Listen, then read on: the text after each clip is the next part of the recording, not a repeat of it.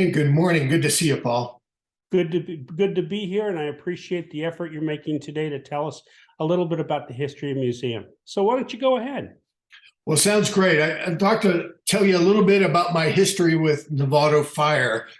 I was the second individual hired from the outside, and I came in at the rank of battalion chief training and emergency medical services.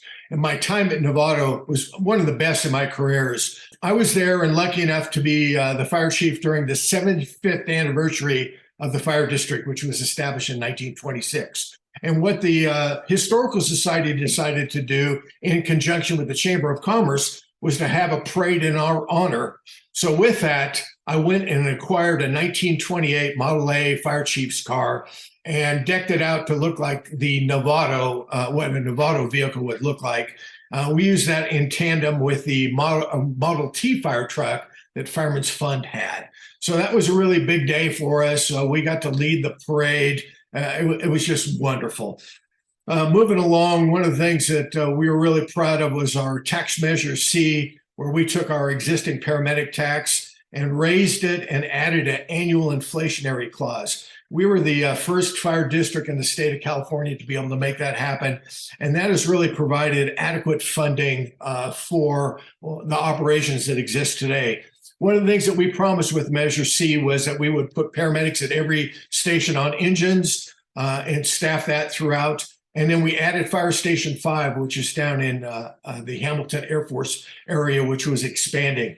So part of our process was that we had 5 engine companies, a fully staffed ladder company, and then 2 paramedic units during my time with them. In addition to that, we recognized that our staff was growing and we needed to move out of the headquarters fire station. And we bought a building that was a State Farm Insurance building. And the great thing about that State Farm Insurance building was it had several bays, which ultimately became the first home of the Fire Museum. So I was really proud of that accomplishment. Getting back to the administration building, as I looked at those several bays that they used to bring cars into to inspect them after a car was damaged for the insurance company, I always tried to preserve that area. I didn't want anybody messing with it. I had the authority at that time to be able to make that happen.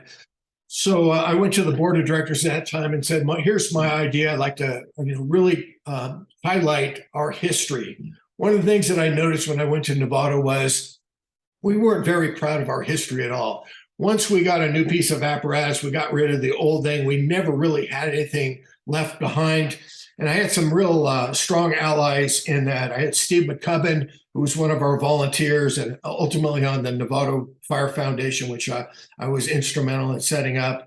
Ray Dwelly, again, one of our long-term volunteers who worked closely with the city's Historical Society. And then King Cavallero, who really had hoarded a lot of the history of the Novato Fire District. And between the 3 of us, we decided that we would start decorating that.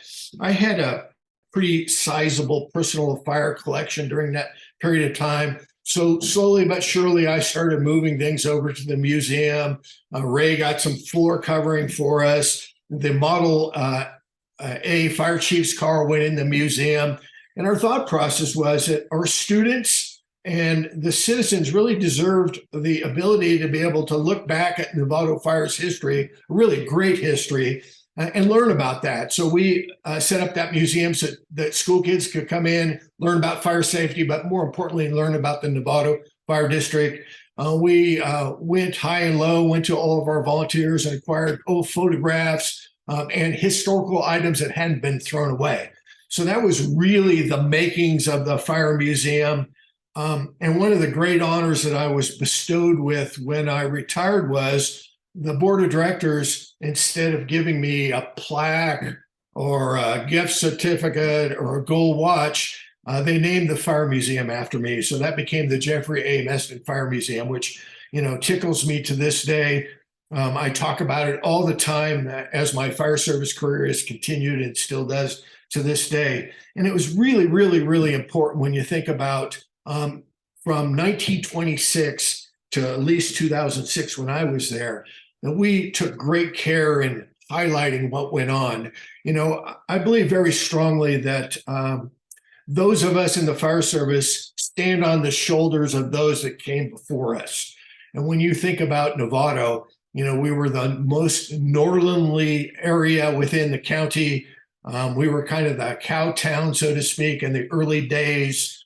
And we had the ability, and because of our population growth, quite honestly, to be able to expand and get bigger and get bigger and get bigger. And with that, as our equipment changed, as our facilities changed, we really had a spot to be able to make that happen.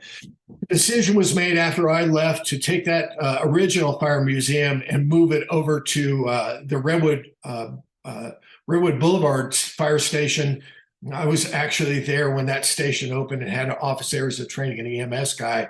And right now, in the space that used to be where our admin clerks and our admin support team was, that is now part of the museum. So it's really quite a justice to the men and women that work for the Novato Fire Districts, and certainly to the citizens that we serve.